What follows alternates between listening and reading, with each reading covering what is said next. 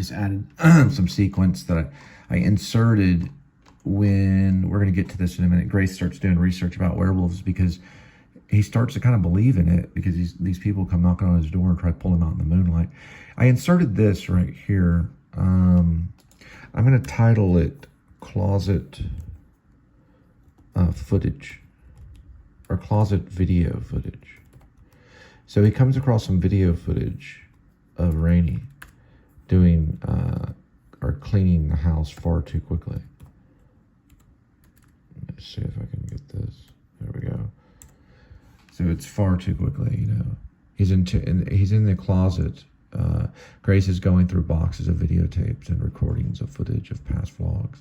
He finds an 8mm digital HI8 videotape cassette labeled "Rainey Cleans House" and puts the tape into a nearby Sony camcorder in order to watch the past footage.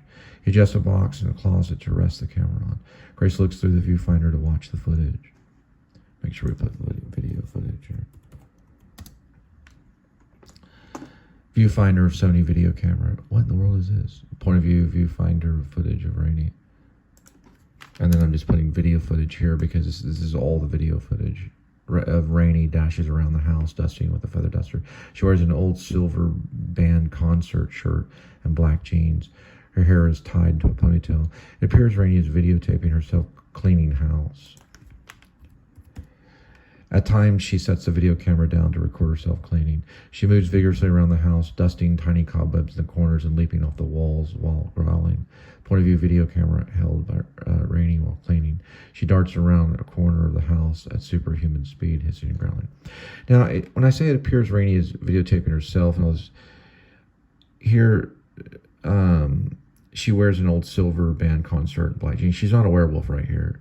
Her hair is tied into a ponytail. So, you know, I don't describe that she's a werewolf or anything, but she's moving around like one. And the video footage, Rainey does the dishes very quickly while growling and moaning.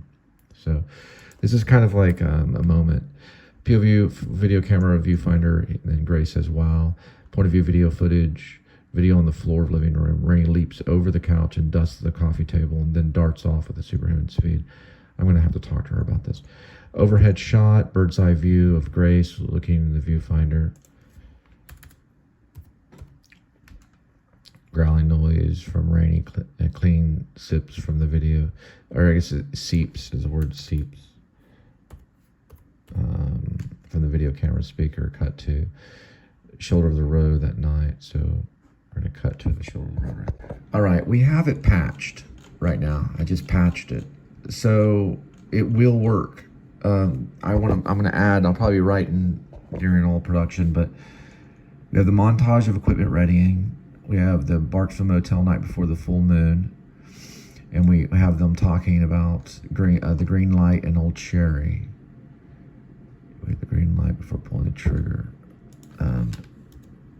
on, and he's going to say Old Sherry is what he calls the flamethrower. It's a silver spewing flamethrower. So he says, "You wait for the green light before pulling the trigger on Old Sherry," right, John? That's what Gerald Ullman, so he's like, "You wait for the green light before pulling the trigger on Old Sherry," right, John? And then he says, "That's how she works." Gerald attaches the thermal goggles around his neck. So they go through all that, right? Goes and turns the lights off and all this stuff. And they here we have backyard fence. So we're going to cut to, and it's going to be called backyard fence line, I guess, if that's a word. Backyard fence line. I think it's probably 2 words. Okay. So this is the backyard fence line. According to the map, Gerald says, okay, you see here he's dressed in a ghillie suit. He purchased from the Barksville hunting outlet. He crawls on his belly under the fence line through a hole that has been dug. Maybe they pre-dug it. We don't have to show everything. He has a silver flamethrower, Old Sherry, nestled to his back in a large backpack. Gerald Ullman III is dressed in a black hunting clothing and adjusts his infrared goggles. He approaches the fence line to speak to John on the other side. According to the map, the trail right there leads to the barn. I'm going to dig down yonder and slip under the fence toward the hill. I will meet you on the other side of the barn. I'll knock like this. Gerald Ullman mimes knocking in the air 3 times, and then pauses and then knocks once more. 3 knocks and then 1 knock. Got me? Gotcha. Good luck, my friend. You too, dear boy. I don't need luck. I got old Sherry. Be careful. You too.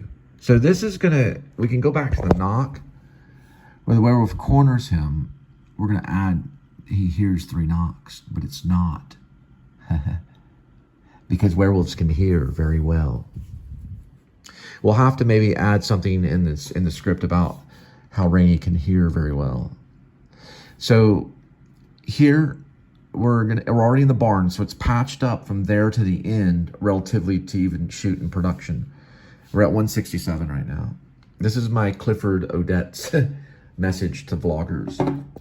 You know, Clifford Odets, I don't think he was a taxi driver, but he wrote Awake and Sing. He also wrote Waiting for Lefty. And he put himself in the life of a taxi driver to write Waiting for Lefty. And it was a play. Shelley Winters would know this. Shelley Winters has passed away, but Lipton would know about this, but the group theater would know about this. De Niro and people like that might know.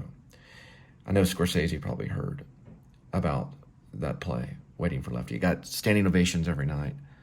And it was a political piece about what was going on in the Great Depression and the horrible stuff in society. He responded by using the taxi cab services, or by understanding taxi cab services to make a point.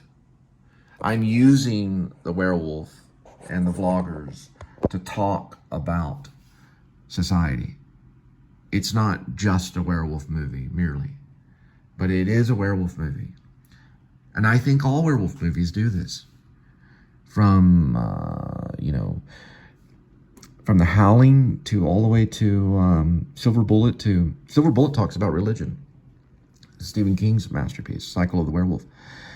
I just don't want to get on my high horse, but another one is American Werewolf in London. It's kind of a fun one, but it does talk about society because they always meet at barns, or they meet at,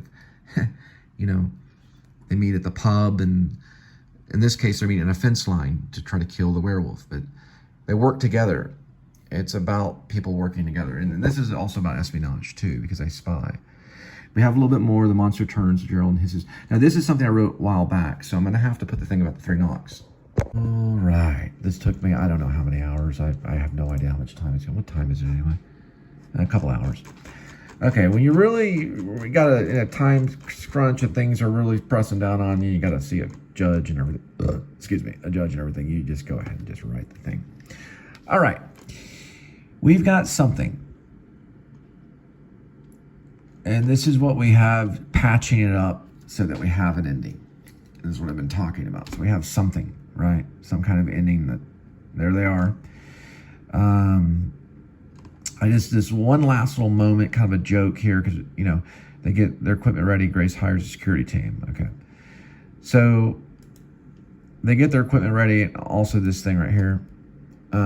What I can do is I can just write, that in capital. So that's a scene.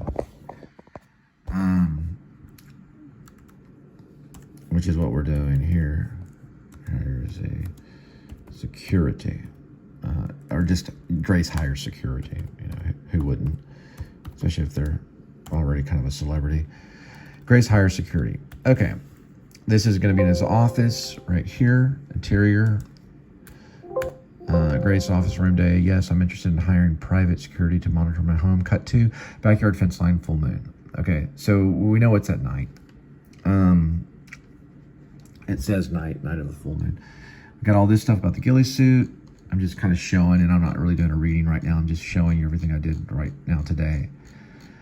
There's this dear Lord, back of barn. Gerald arrives at the back of the barn wearing his goggles, backpack, carrying a silver spray container. Now this sequence with the chickens and all this stuff, I kind of liked it. I heard chickens when I was writing. My mom has some chickens. I want to throw some chickens in there. This is the You're Not Gerald sequence, So it helps to do this. So, we'll just say barn barnyard chickens, you know, so we know what to kind of focus on. So some barnyard chickens, barn loft moments later. Okay, so that wouldn't be the segment there, but you see what I'm saying? It's going to be a scene title. So, heck of a device on a wolf. You don't want to show yourself. Okay. So, the extreme close-up of the green light. John Blacksmith suddenly enters. All the stuff at the barn. Grace's barn that night. John Blacksmith goes to the front door of the barn. Okay. So, we're going to call this little thing Barnyard Chickens. Because I do want the chickens to be in there. Barnyard Chickens. Because Ullman, or Gerald Ullman III and John Blacksmith are kind of scared. You know, I'm not putting it in. I'm not putting emotions in there because I've been trained as a director. But this is kind of the scene. So let's see if I can. This software is just amazing. Go through this way. Look at how this thing just. This is what we have to deal with. I'm just kind of showing you. This is fine. I'm fine with the software. It's easier than if I had a typewriter. It'd been a nightmare. I've seen Woody Allen work, and it's complete genius. I mean, I've seen it in documentaries, Barnyard Chickens. He has a typewriter that he works with, and he goes through. I can't even imagine this, but he goes through and he puts notes and stuff and tapes it in there. He used to write for like 8 hours a day, just jokes only though. And then he got into the screenplay. There we go again. This is like him dealing with the tape. This is software tape that you have to deal with, just so there's spacing and you can get the idea. I know, computer, just give me a second. Barnyard chickens is what we're calling that. So we know that there's barnyard chickens, and I don't want that much space. That's the thing right here. Yeah. All right, we're just gonna leave it. That'll save space, and you know. He goes to the front door of the barn doors fly open. There stands John holding the silver flamethrower. Okay. We need to put down that he kicks the front door. So he kicks the barnyard, or says barn, kicks the front. He kicks the barn, the front. He kicks at the front door or something like that. Door of the barn. Okay, there we go. Move that over this way. Okay, John Blacksmith goes to the front door of the barn. He kicks at the front door of the barn. He goes to the front door of the barn. He kicks at the front door of the barn. Because it's kind of repetitive. He kicks at the front door. Okay, the barn doors fly open. That way we know John Blacksmith. John Blacksmith goes to the front door of the barn. He kicks at the front door. Now I'm going to say at the barn's front door. At the barn, because the reason why is because I'm just being specific. It's like directions. Okay, he kicks at the barn's front door. The barn doors fly open. There stands John holding the silver flamethrower. He corrects his stance to seem more powerful.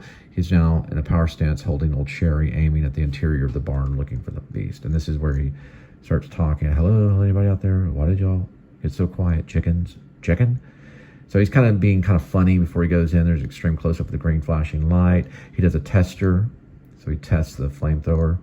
It goes off and it ignites the whole barn. It doesn't burn the barn down, though. It just illuminates the barn. It doesn't burn it.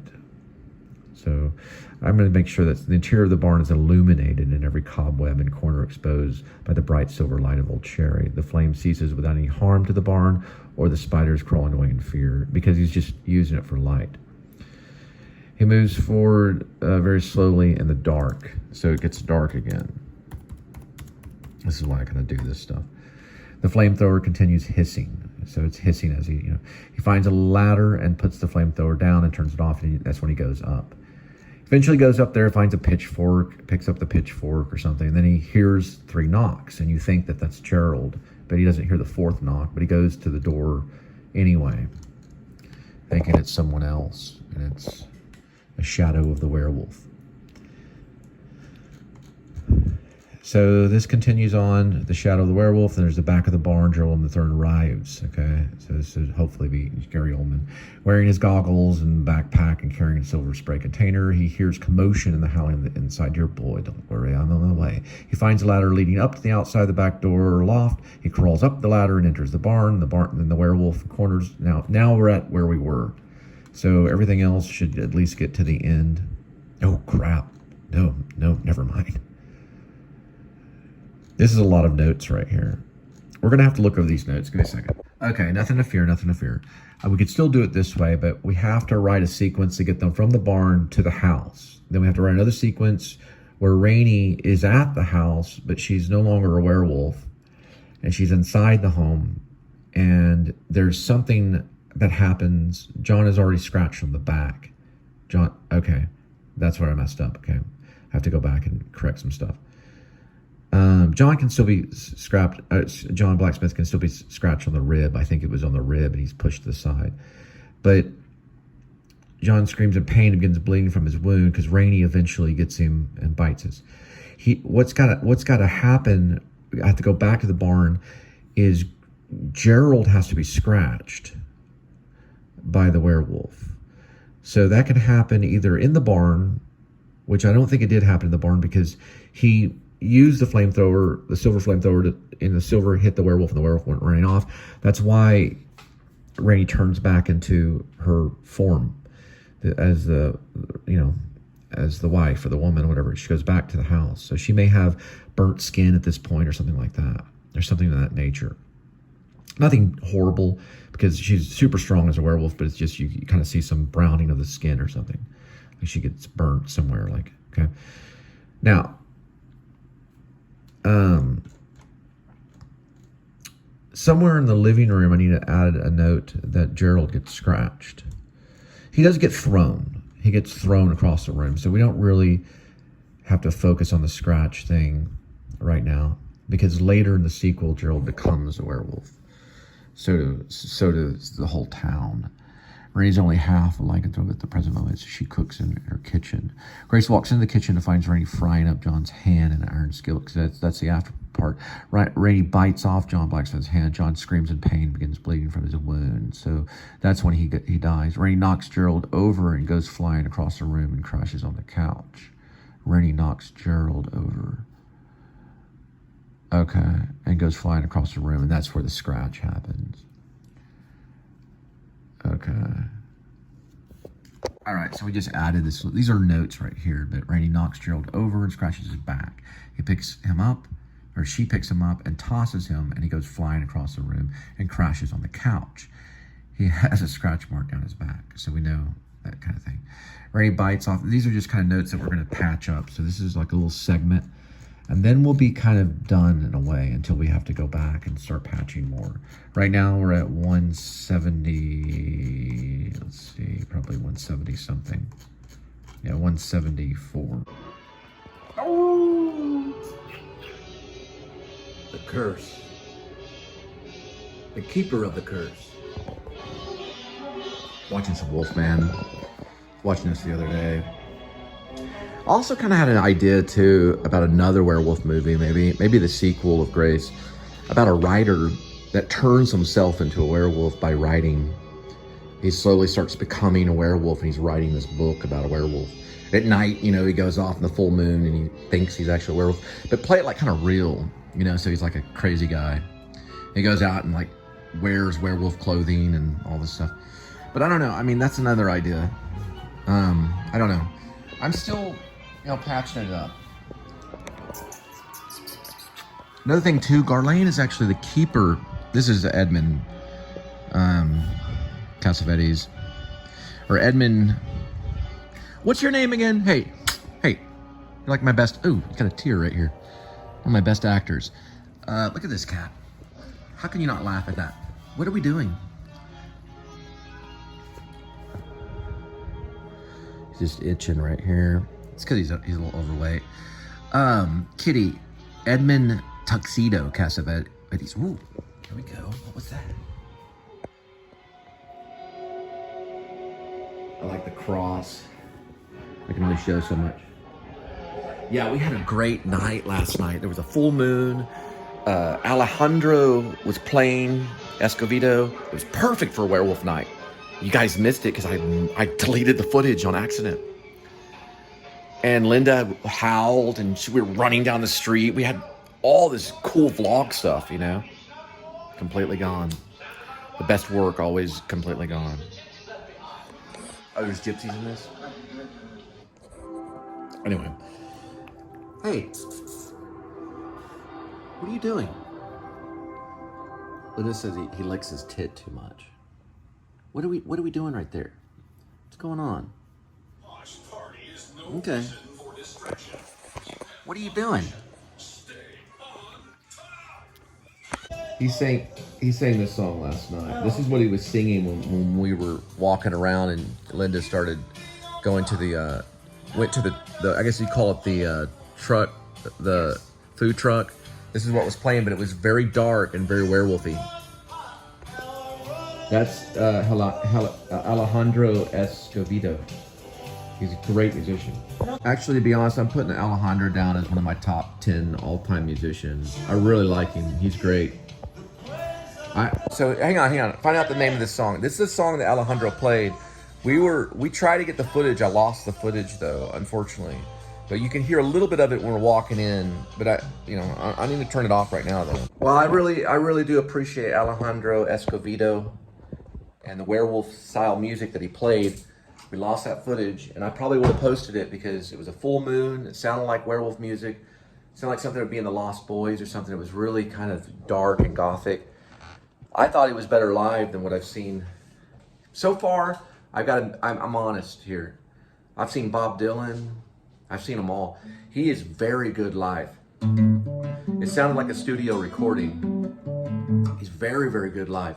I think it's because he's been around for a long time. He knows the rhythm in the air. And he really created an atmosphere. And I wish to God I could get that footage, but I can't. It's completely gone. I was trying to erase footage in order to export certain footage. And your phone, which I use a phone, only has so much memory. So what I thought I was erasing, I thought was already exported. And that was his footage that we got last night. It was the reason why we went to listen to music. But I guess out of respect, that music is there for another recording. But anyway, I've been wanting to get musicians on my channel, and I've only been able to get street musicians or amateur musicians, but Alejandro's a true professional. I was going to dedicate at least this attempt at one of my songs, Wild Burning Eyes, to him. And I love his sound. I call it cowpunk. That's what they say on Wikipedia. It's Chicano punk, and it's very, very good. This one's Wild Burning Eyes.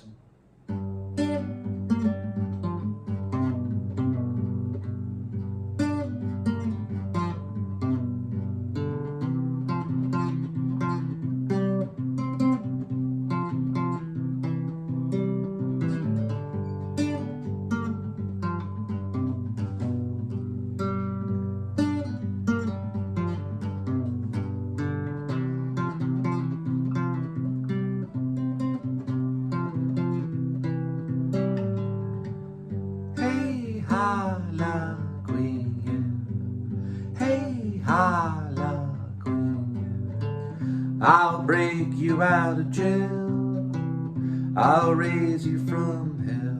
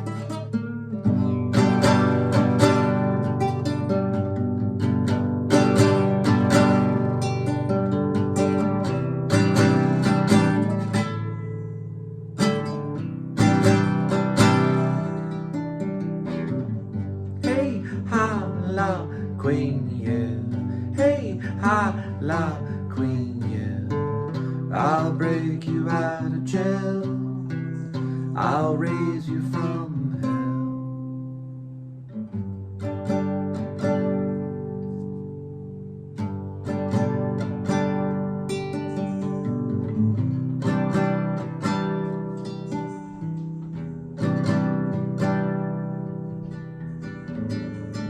the words of Cisco's.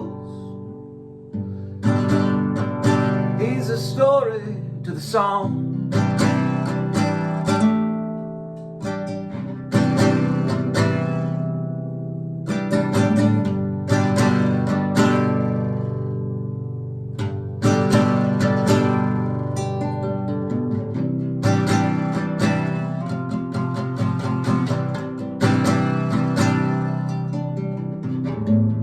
Look over here, dear.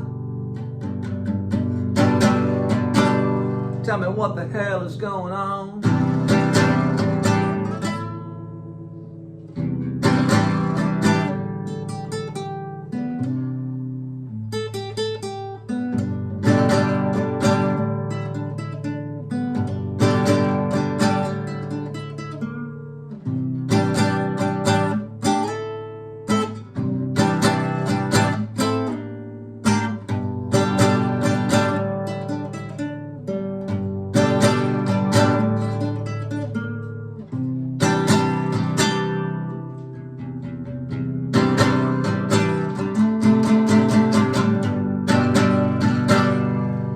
Go here, the story for a song.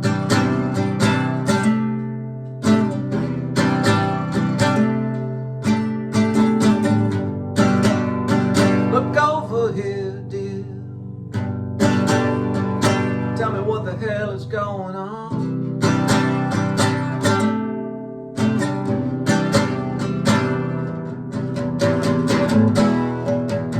Make something on.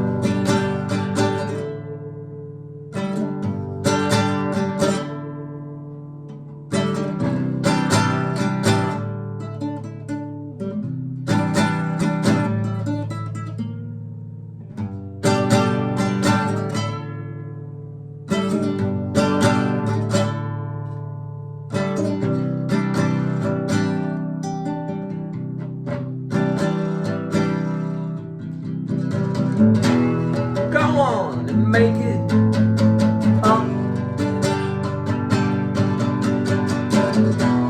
Make up that good line. I love it when you smile.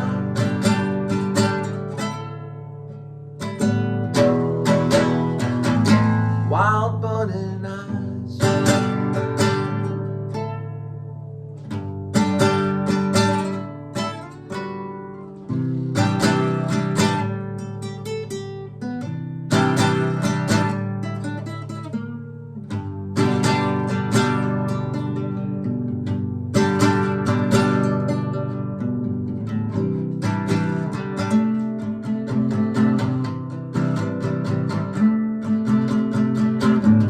Under the dark red moon, bloodlet night,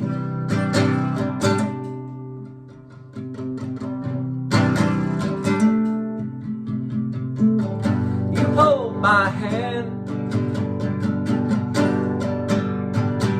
2 squeezes tight.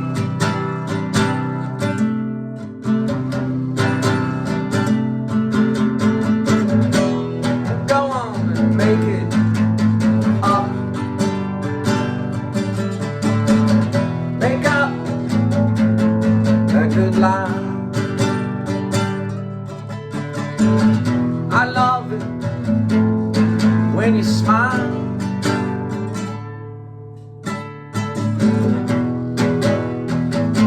Wild burning eyes.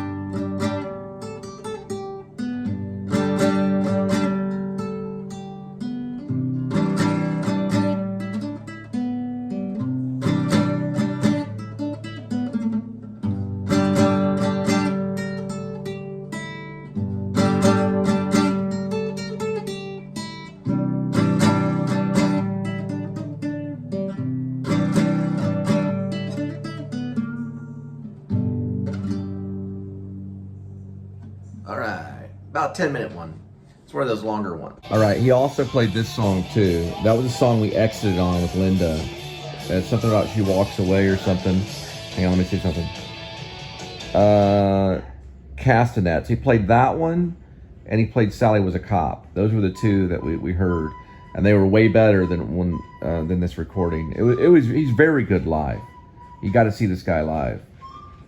He sounds very good. Linda's rehearsing. She might sit on this Wild Burning Eyes song. Anyway, very good. So what's going on with Guitar Tuna? I have to sign in and like pay for a month to tune my guitar on Guitar Tuna. I think there's a way to bypass it, but Linda's gonna sit on with the record. All right, we're both here and we're rehearsing. Can you scoot over just here? I'll just go this way. Okay, here we go. This is brought to you by Subway. Okay, we're both rehearsing Wild Burning Eyes. We're started right here. We're Beautiful Love Child, but we were once known as the Cole and Linda Band, but now I've changed the name a few times. We were first the Linda and Cole Band, and then we're the Cole and Linda Filmmaker Band. Now we're Beautiful Love Child. Why are you crying? Stop crying. Beautiful Love Child is because... What's that? No, it's I'm sorry, hang on. It's not Beautiful Love Child, I'm sorry. It's Beautiful Peace Child. Cole means a peace child. It was given over a clan in Ireland. So it was given over to another clan as a trade-off for peace, so that clan went in war with another clan. Beautiful is what Linda means. So it's the Cole and Linda Filmmaker Band, but now we're changing it to... Peace Child. I guess it's Beautiful Peace Child. It's like going back to Linda and Cole Band. Beautiful Peace Child is the name of the song now. But anyway, we're rehearsing something called Wild Burning Eyes. We're trying to get a name. I think it's Beautiful Peace Child. Here we go. This song is Wild Burning Eyes. Not yet. I thought you told me. You don't come in until the strumming, and then on the change. Okay. Well, tell me how many seconds. This is frustrating, y'all. Sometimes. Okay.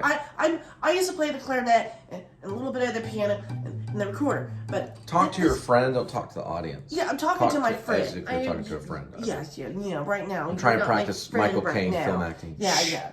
Serious. No. I like notes. I like written stuff. I can't just sit here. Okay. You know, some people. No. Some people are better like hearing stuff. I don't know when you want me to come in. I don't know about this stuff. I want it on paper. Anyways, just speak at me when you want me to come in. Welcome to the police description. I'll look at you. Okay.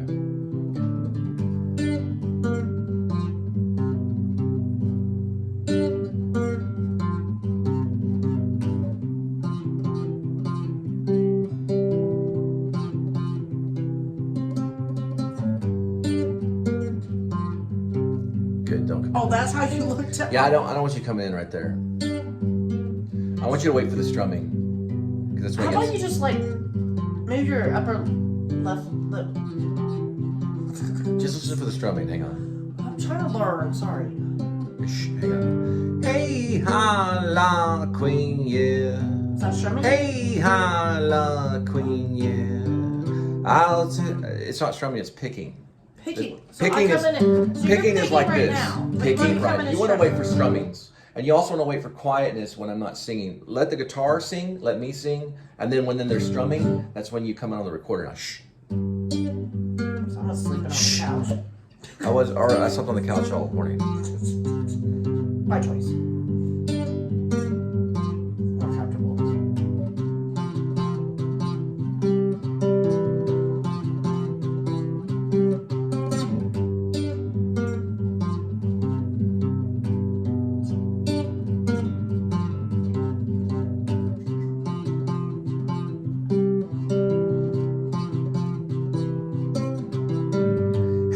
Ha la queen, yeah. Hey ha la queen, yeah. I'll break you out of jail. I'll raise you from hell. Okay, good. I know. But what I want to try, okay, I know we're in rehearsal and we're going to stop it. What I want to try is let the picking be the picking. So that's the guitar singing. Then let me sing through once. Then I'm going to go like this. And that's what I play. That's exactly right. Well, then, Hi. Okay, hang on.